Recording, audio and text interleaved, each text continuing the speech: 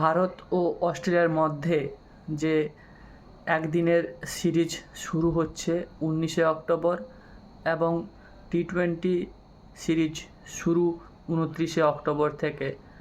ভারতীয় ক্রিকেট দল এই সিরিজের জন্য প্রস্তুত এবং ফ্যানেদের উৎসাহ চরমে। ভারত ও অস্ট্রেলিয়ার মধ্যে একদিনের সিরিজ শুরু হচ্ছে আগামী 19শে অক্টোবর থেকে। প্রথম ম্যাচ অনুষ্ঠিত হবে পার্থ স্টেডিয়ামে, দ্বিতীয় ম্যাচ হবে 23শে অক্টোবর অ্যাডিলেড ওভালে এবং 25শে অক্টোবর সিডনি ক্রিকেট গ্রাউন্ডে। ভারতীয় দলের ক্যাপ্টেন শুভমন গিল জানিয়েছেন দল প্রস্তুত এবং ভালো ফলাফলের আশা রাখছেন। টি-20 আন্তর্জাতিক ম্যাচ শুরু হবে 29শে অক্টোবর মানুকা ওভাল।